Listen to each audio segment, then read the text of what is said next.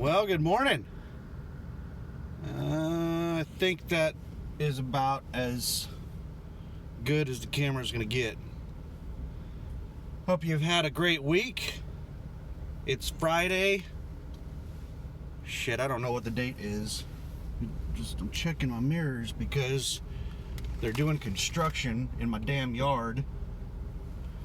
That sign straight ahead, that blue sign in the corner of my yard, which normally I would tear down signs placed in my yard, but that's not technically on my property, so I'm not gonna mess with it while there is active construction. But if they leave that shit in the corner of my yard after they're done, it's going in the trash. It's a sign letting people know what they're installing, what the construction's for. They're installing AT&T fiber in my neighborhood, which I don't really give a shit about because I can't stand the cable company, Cox Communications, and I can't stand AT&T. And T-Mobile is in our market, and I've switched to T-Mobile internet, and I love it. It's awesome. I haven't had any disruptions with T-Mobile, and I had constant disruptions with the cable company. But anyway, yeah, it's Friday. I think it's somewhere in the area of October. Is today the 14th? I think today might be October 14th, maybe. I don't know, I'm not sure. And it is 3:50 a.m.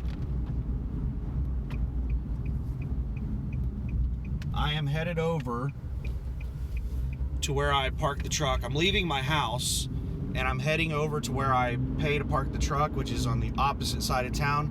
I live in northwest Oklahoma City. I parked the truck in southeast Oklahoma City. So it's a decent little drive. But there is one major thing that I need to get done before I book a load and head back out over the road. And it has been delayed because of shipping delays. I finally got all the parts that I needed to do it late Wednesday afternoon. And I did not feel like taking care of it on Thursday. So now it's the following day, Friday, and I'm going to go ahead and get it taken care of right now. So that thing is installing a new duct, a new vent for my APU's HVAC system.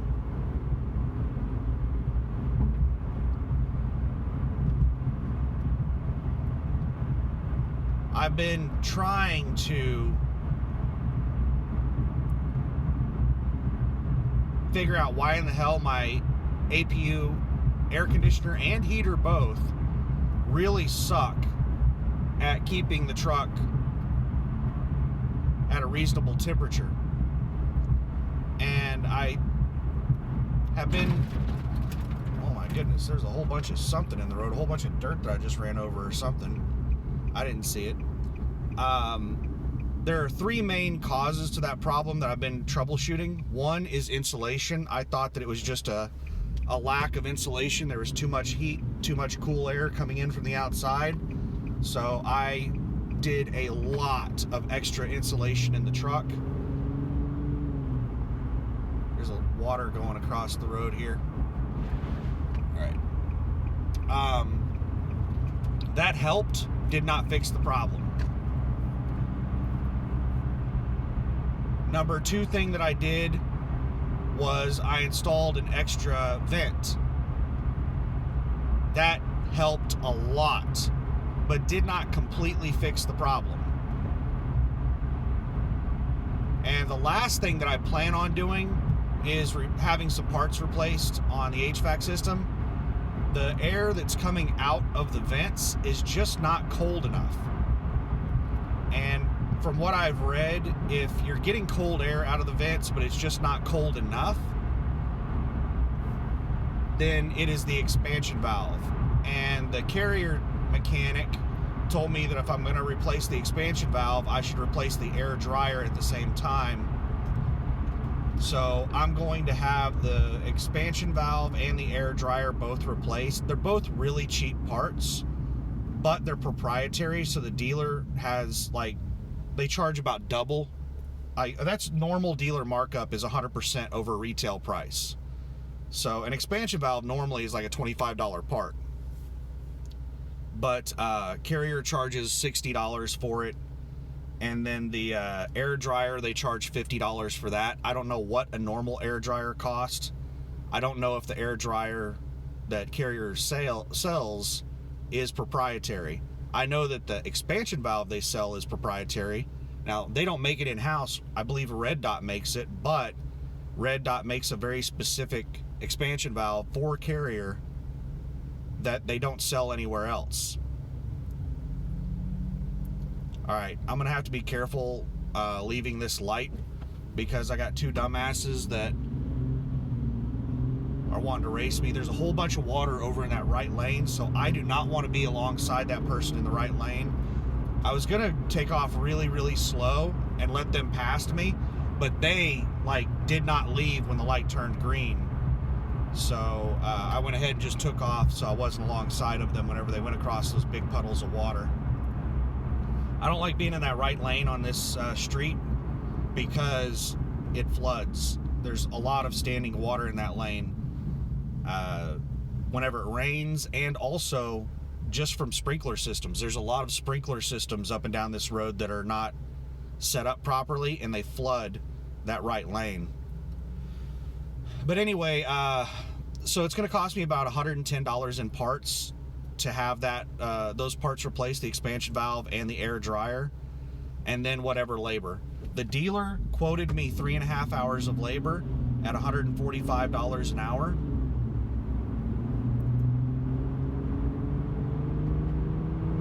That person is just, that person that right there in that, what is that? That's the Dodge,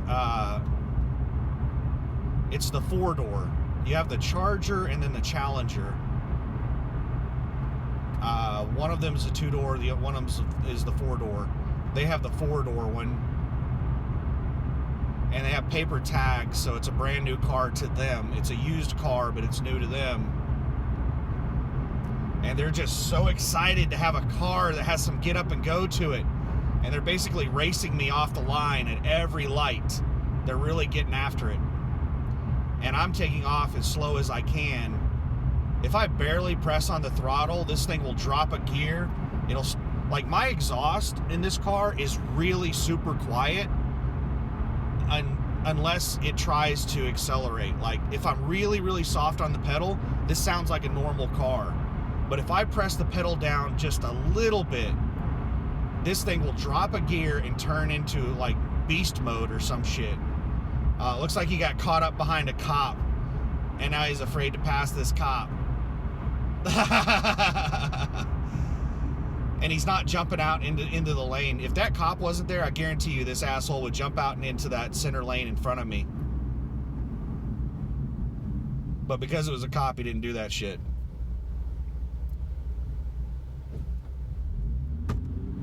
Just gonna take off nice and slow.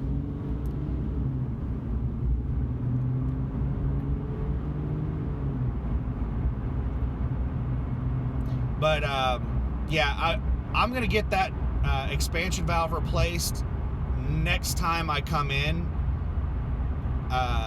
for home time. I don't want to do extended home time right now. I'm trying to keep my home time as short as possible right now. So I don't want to get any additional work done, especially with the delays and getting appointments for the mechanic. All right, I don't want to be, I'm going to slow down a little bit because there's a lot of standing water over in that right lane, and I do not want to be alongside that person with all that standing water in that lane. I'm going to be making a right turn up here in a second, and I'm going to wait to get into that right lane until close to the last minute, because there could be standing water. I don't know if you can see it in the video, but right here it dips down, and down in this area right here there could be standing water. Alright, I don't see any standing water, so we're going to go ahead and get over into that right lane.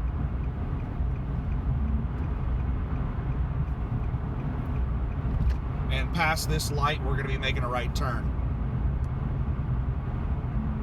Get on the interstate.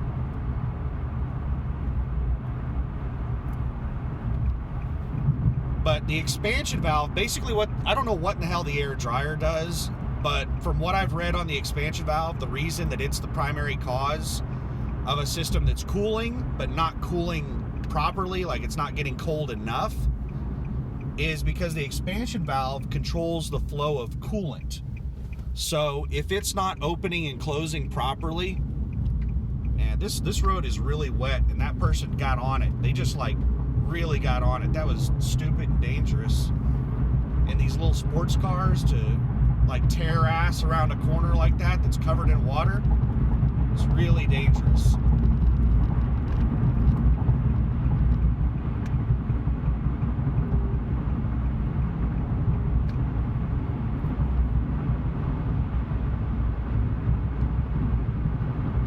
But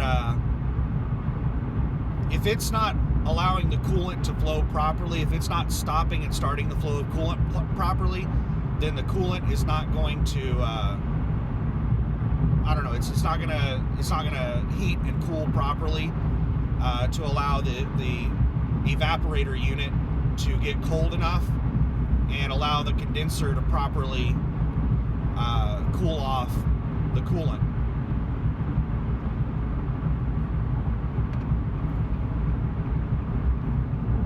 Is this guy seriously gonna jump 2 fucking lanes?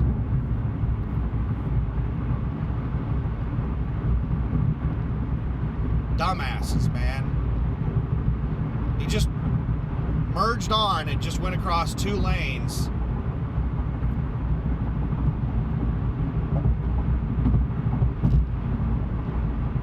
And now he's all over, or she, I don't know what it is. I just default to he. They're all over the place, swerving around in the lane. Dumbasses.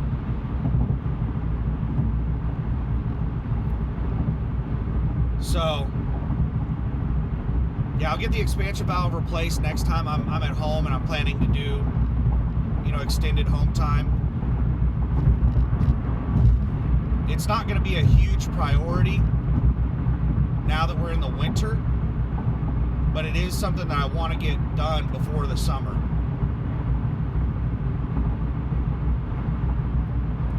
And I'll probably get it fixed next time I do home time. Just a second here. That dumbass that jumped 2 lanes and merged on has now decided to speed up to like 75 miles an hour to go around me.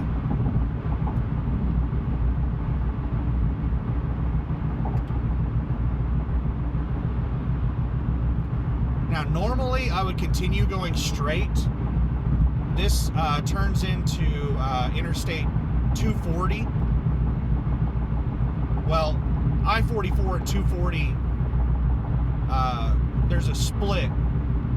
And normally I would just I'm on I-44 right now. Normally I would just take this all the way down to 240, but they're doing a crazy amount of construction on Interstate 44 in between I-40 and I-240. And it's a lot of bumper-to-bumper traffic moving at really low speeds. And sometimes it can be stop-and-go traffic even in the middle of the night. So I bypass that area, and I'm taking an alternate route, taking I-40 and 35 over to 240. It's like roughly the same distance and everything. Now this guy is slowing down. He sped up. The speed limit was 65, and then it went down to 60. The speed limit, and now it's 55, or it's going down to 55. The speed limit's been bouncing all over the place. But I've been going roughly 65 this whole time, and this person sped up to like around 75 to pass me. They were going like 60, then they sped up to 75 to pass me. Now they've slowed down to like 60 again. This lane's going exit only, so I'm not gonna have to deal with this idiot anymore. I can't, it doesn't just happen. The reason I'm bringing this up is this is the kind of shit that happens to truck drivers all the time. When I'm in my truck People do this shit to me all the time. They speed up to pass me, get in front of me, and then slow down. They don't just do that to trucks. They do that to everybody. That's just the way idiots drive. There's a lot of standing water on that left shoulder. So yeah, they don't just do that to trucks. They do that to everybody. Cars have this, like, people have this ingrained thing in their head that they have to be in front of other people. So they'll do whatever they have to do to get in front of you, and then once they get in front of you, they'll slow down. All right, Hirschbach, what the shit's going on here? I need to get over about 3 lanes, but I don't. All right, I knew Hirschbach was going to grab that left lane to get around this other truck, so I was gonna get in that lane, but I was pretty sure Hirschbach was gonna get in that lane to pass this other truck, and they did. So now I'm gonna start all my lane changes. I want to get into lane number 2. Lane number 1 is gonna go exit only, so I don't want to get all the way over into lane number 1.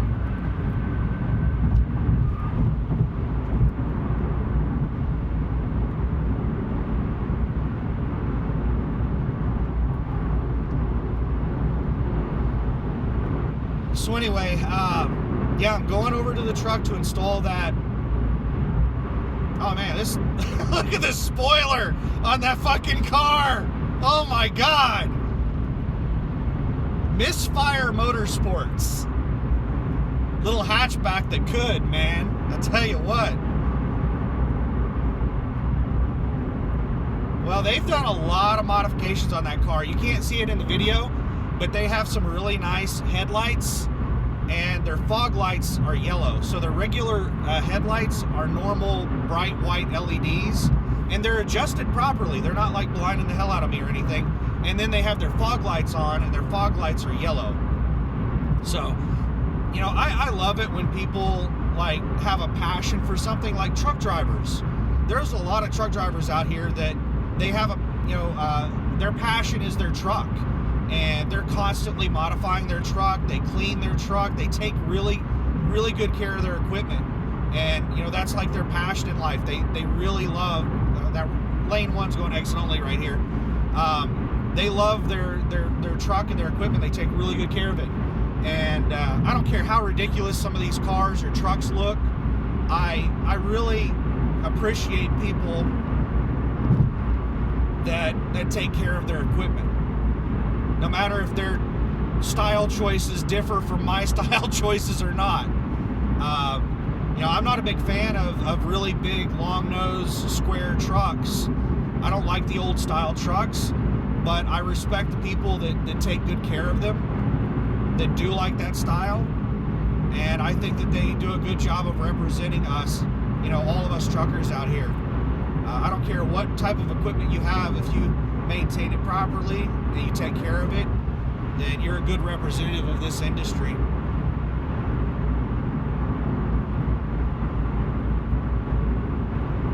But anyway, yeah, I'm heading over here to install that extra vent. That extra vent made a huge difference in how well the APU HVAC system was able to cool the truck.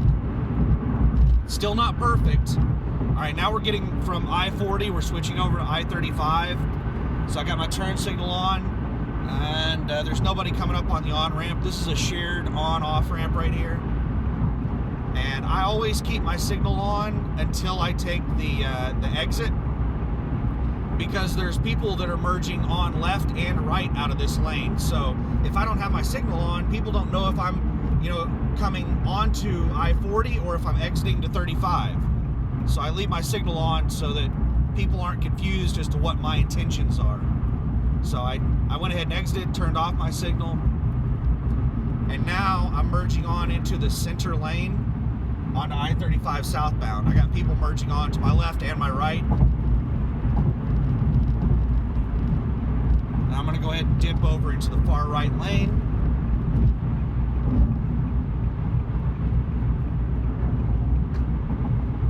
And I got like 5 miles on this road, and then I'm going to be on 240.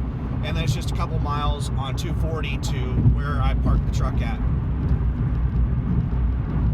So I got home Friday around 2 or 3 o'clock in the afternoon is when I got home. So I've been home for exactly 1 week, which is really good considering in my last video I mentioned that the trailer situation was really screwed. I did that drop trailer down in Laredo. I dropped off a trailer that was destined for Mexico, and then they told me that it could be several weeks, possibly more than a month before I get another trailer and empty. So I tried to get some issues resolved with the APU. I took it to the carrier dealer. There was a whole bunch of drama at the carrier dealer. They ordered parts for me that were supposed to be overnighted. I waited there for 2 days on parts. They still didn't have the parts in. And then there was drama. They told me that I could park there on their property. Ends up that was not their property, and security for another company ran me out of that spot. And then the carrier dealer, the manager there, denied giving me permission to park there and said that wasn't their property. And I was just making shit up on them telling me that I could park there. And he really pissed me off. And then I explained who I was. We got somebody on the shoulder up here, no lights on.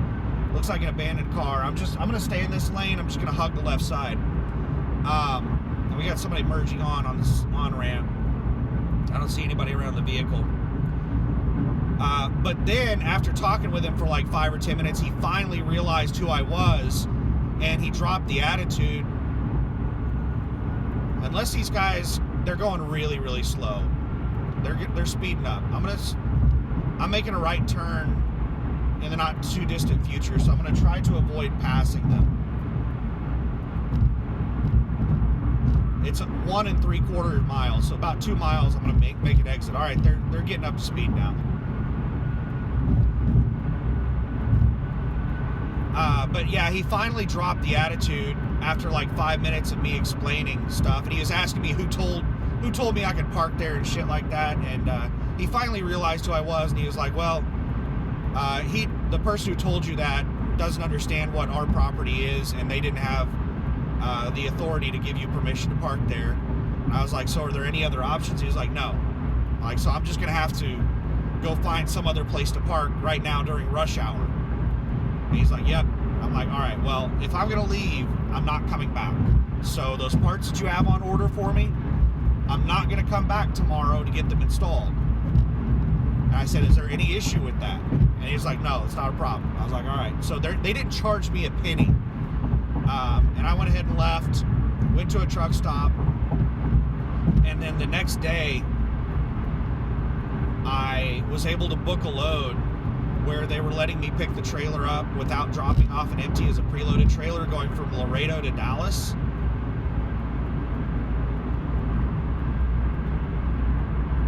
Good Lord, man, this super trucker, I am going 68 miles an hour in a 60, and this big truck is passing me, and he's moving really quick. He's not going like 70, he's going about 75. Unitrans going about 75 in a 60. I don't understand why truck drivers go that far over the speed limit. Those are like career-ending tickets. If you get a ticket going more than 7 miles per hour over the speed limit, that makes it very hard for you to be insured because your insurance is going to shoot up quite a bit. And going 15 over, I think there are two really big break points in speeding tickets. One is 7 miles per hour, and the other one, I can't remember if it's 12 or 14 miles per hour. But if you get a ticket speeding in a commercial motor vehicle, a second here. All right, I'm going to slow down because that guy has his turn signal on like he's taking this exit. That was really stupid of him to speed up like that and get in front of me. He should have slowed down and gotten behind me. But lucky for him, normally what I do is I just get on it, and I can get up to 60 miles per hour really quick. But I saw what that idiot was doing, so instead of accelerating when I got on that on-ramp, I braked so that he could exit in front of me. You gotta pay attention because people are fucking stupid. Like, people are, like, it's really hard to explain how fucking stupid people are.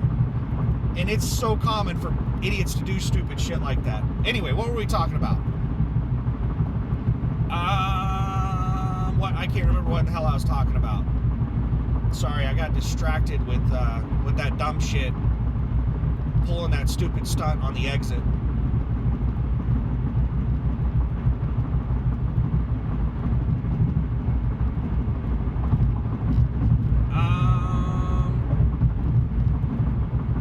Well, I got the load going from Laredo to Dallas, and they did not require me to drop off it empty. So I picked it up on, shit, was it a same day load? I want to say that I booked the load.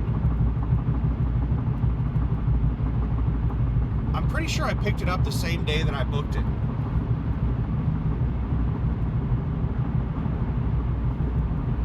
Alright, I remember, well, maybe it wasn't the same day that I booked it.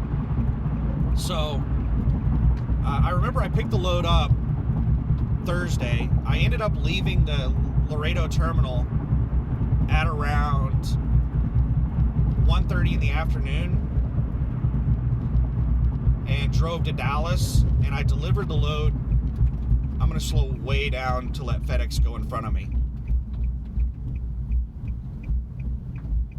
Go, FedEx, go. I didn't want to pull up to the light at the same time as FedEx.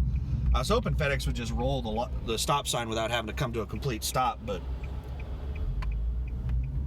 I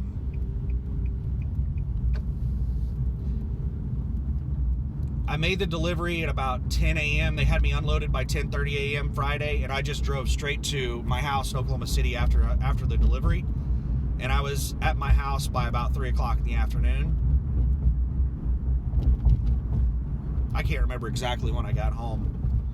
And then I ordered all this, you know, duct work and vents and everything to do all this stuff for the truck. And I finally got in all the parts Wednesday afternoon, and now it's Friday morning, and I'm heading over here to install all this crap. Shit, there's a lot of standing water. Now, normally I would get over in that right lane because I go really slow across these tracks. These tracks are really fucked. Oh my God. I don't know if you can see it, but that the thing for the railroad, the crossing thing, man, this is really deep water, is broken. Somebody hit, or it might have been the tornado. There was a tornado that came through town last night or the night before. It was the night before. It might have damaged that thing. But the arm for that railroad crossing was broken. And it was just laid all over the place. All right, I'm not gonna bother pausing the video. I'm gonna get out, punch in my code. I'll be right back.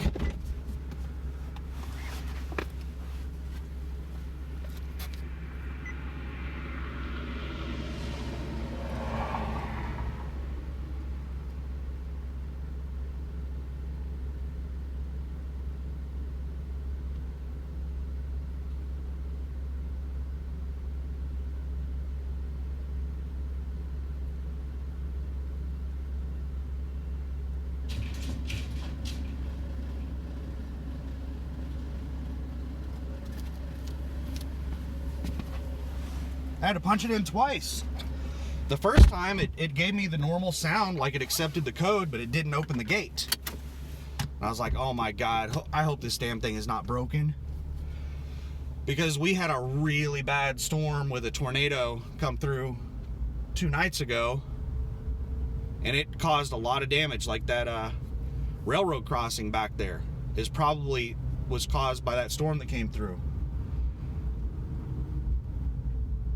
Aside from the tornado, it just had really bad straight line winds. And I've had storms come through that had straight line winds that were like 90-mile-per-hour wind gusts. There was a storm. There was not even a tornado at my house. Just the front edge of the storm had such high wind gusts of like 90 miles per hour, it blew my entire fence over one year. So you don't have to actually have a tornado.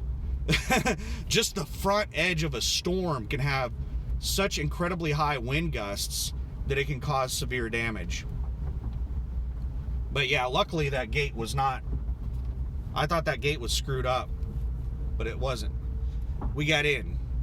That would have really sucked to have to sit around for an hour and a half waiting on somebody to open up the damn gate.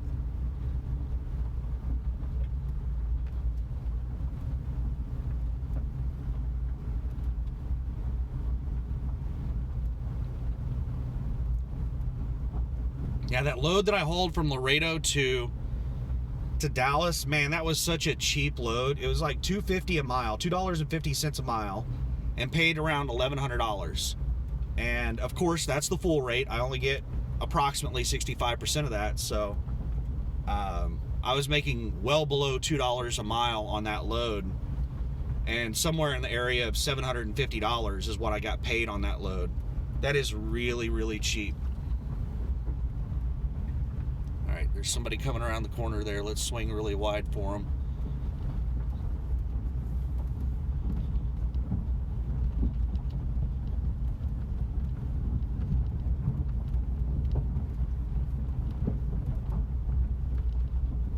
You know, maybe you shouldn't be coming around the corner hugging that far left side, bro. You're in my damn lane. I have to pass you on the fucking left because you're going too damn close to the left side. And some people just don't know how to drive worth a shit. All right, here's me truck. Ooh, there's a whole bunch of boards in the road right there. There's somebody threw a piss jug out next to my truck. This is a paid parking area, and some worthless piece of shit is out here throwing piss jugs out of their truck. Like, it's bad enough to do that shit at the truck stops and the rest areas, but like, this is like throwing it out at your house or something. Reminds me of Trailer Park Boys, man. It's kind of ridiculous. There's just some worthless pieces of shit in the world. All right. So I'm going to go ahead and end the video there, upload it, and let me just turn the car off. Let me unplug this. I'll take you out. There it is. I got to try to take this thing out without stopping the video.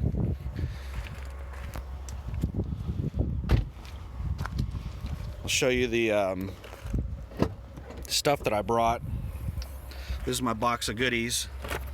It's got my drill, and the lighting here sucks. You know what? Let's go ahead and open the door and let me get my headlamp.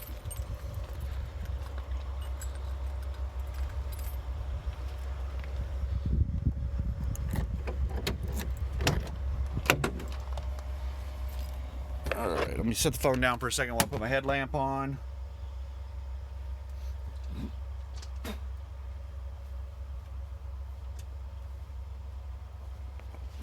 All right. Now that's my drill. I already have the 3-inch hole cutting attachment. I've already tested it to make sure that the vent fits in the hole properly. And I have a lot of extra duct work, and there is the vent that I purchased. I can't remember how much that vent was. I want to say it was like $10. I think the dealer charges like $30 for those things, but I found one that works for like $10. So it's going to be a pain in the ass to run this vent, run the ductwork for it, but I'll get it done.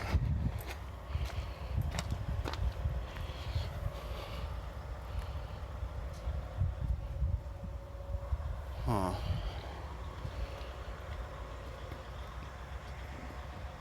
Just looking around. But I'll probably make another video after this one, talking about what's going on. There's a lot more details I could go into about what's happened. since I left Laredo, Texas. Between Laredo and now, there's, you know, a lot of stuff that has happened. But I'm gonna get this ductwork installed, and that's the last major thing that I'm really waiting on to hit the road. Now I just need to find a load and then, you know, stock the truck up with food and stuff, and then, you know, all the laundry, do laundry. That doesn't take very long. I already started on laundry, you know, cleaning all my bedding materials and everything like that. But is there anything else I want to say before I start tackling this ductwork? Not that I can think of. Winter is here. Winter is here. It's already winter in the high mountain areas, the high elevation areas. It's already winter. We're already getting snowfall in higher elevations. Lower elevations are probably not going to be getting snowfall for another month or more. But the higher elevations, winter is here. So I've been seeing a lot more loads on the load board that are going across the mountains.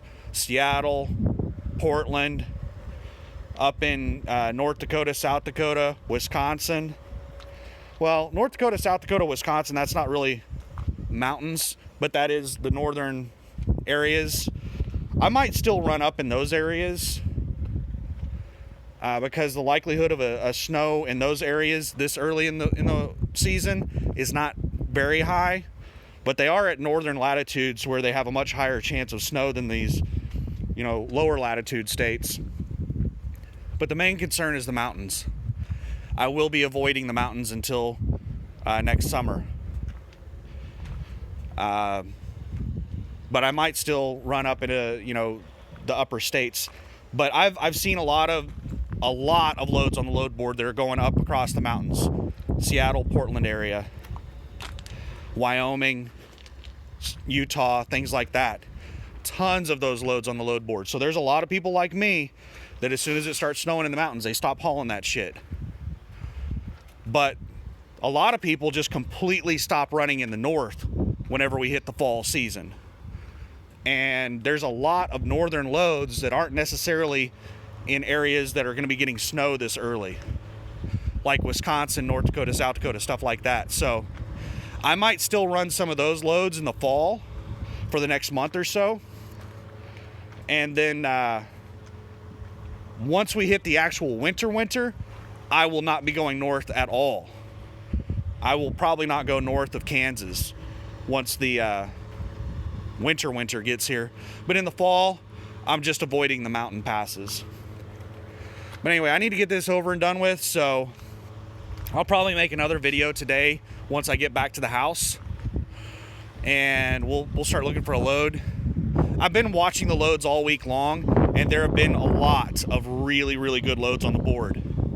This area here around my house, it is very uncommon to see loads over $8,000 around my house. Now, I do get loads over $8,000 all the time in this area, but they're really rare. Now, there's tons of $8,000 loads sitting on the load board, mainly going to Portland and Seattle. From Dallas to Portland and Seattle. But there's a whole bunch of them on the load board. So the amount of freight and the freight prices is still really, really good. I still don't think that we are seeing high enough freight prices for what the freight market is doing right now. What we're seeing right now is a lot of companies are hoarding. They are panic buying. Companies are pre-purchasing things for fear that whenever they need them, they are not going to be available. So companies are not desperate to move most of these products. You are seeing desperation loads, like that load I hauled to John Deere, which they're on strike right now. All the John Deere plants are shut down. Their workers went on strike yesterday. But that load I hauled was just paying crazy money. There are desperation loads that are happening like that, but the majority of the loads are not desperation loads right now. They are people trying to stock up on stuff, companies mainly trying to stock up on stuff for fear that they won't be available when they need them. So they're not desperate. There's a lot of loads and they're paying really solid rates, but they're not paying like desperation rates. So that could change whenever we hit the peak of the shopping season. And those rates may continue to stay. I expect that we're going to see a bump in rates in the next month. And I think that that's going to be, that's going to stay around for a while. There's always a dip during January and February. So they may come back down to what they are right now in January and February. But I think that we're going to see a nice little jump in the rates in about a month. And because the holiday shopping season is make or break for a lot of retail companies. So they're going to be really desperate to move stuff. So they're going to start paying premium money, and then everybody else that wants to move stuff is going to have to start matching their prices to get their products moved. But anyway, yeah, I want to get a piece of that pie while the getting's good. The one thing that is in my mind that I haven't figured out the exact impact that it's going to have is the fuel prices. The last economic crash that we had, one of the main driving forces behind that, one of the trigger events that caused it to happen was high fuel prices. Now, the economy was just like shit. Like there was tons of issues with the economy. The mortgage-backed securities, extremely high leverage on assets that people had no idea what they were investing in. That's what actually caused the collapse, was basically investment firms just insanely leveraged into assets that they lied about their credit worthiness. But what precipitated it, what triggered it, in my opinion, was high fuel prices. The fuel prices got so high that most people live paycheck to paycheck. The fuel prices got so high that they started falling behind and they started missing payments on things. And that just cascaded. Now, we had really high fuel prices for a couple of years. We've only had really high fuel prices right now it's basically been since Biden became president. Like the very day that Biden became president, fuel prices shot up dramatically. I don't know why. I think he shut down a pipeline or something his first day in office. But we've been dealing with, it's been about 1 year. So I don't think that we can continue going with the fuel prices the way they are without some kind of economic drawback for another year. So within the next year, or shortly after the next year, I think we'll have some type of market correction because of the insanely high fuel prices. It's just going to cause the cost of goods to go up. It's going to eat into people's their extra income that they have. There's a better word for that I was trying to think of. But basically, people that are living paycheck to paycheck that only have like $100 extra every week, like $40 or $50 of that is going to disappear into fuel. So their extra money is going to disappear. But anyway, I think about all kinds of stuff like that all the time to try to get an idea of what I think the freight market is going to be doing in the future. And I have not really been deep diving into the economy. But there is one of the trigger events that just recently happened that could cause a downturn, a serious downturn in the economy, is the Chinese housing market. They're downplaying how significant it is. It is a much bigger market crash. The housing market in China is much bigger than the housing market in the United States. And the housing market in China is going through a collapse right now that is way bigger than the housing market crash in the United States back in 2008, 2009. Way bigger. Is a lot bigger. The only question is how leveraged these companies are that are invested into these these lenders. So anyway, I need to get this damn ductwork installed. I may talk more on this in my next video that I'll probably upload later today. But keep an eye on that. Really high fuel prices. And here's that damn piss jug. Some worthless piece of shit. This thing was 2 spots over there. I think it's this jackass that has this Schneider trailer is the one that tossed it out, because it was over there last time I was here, and now it's moved over here. God, I can't believe people. But the housing market crash in China and high fuel prices, 2 things that could precipitate an economic downturn. And what caused the housing market crash in China was regulation. Basically, the Chinese real estate firms, the investment companies, the developers were running a Ponzi scheme, and the CCP, the Chinese Communist Party, came in and changed the rules on what they could use money for. Because over in China, people will like prepay for houses to be built. They buy the houses before they're even built. They put huge down payments on them or pay them completely in full before they're even built.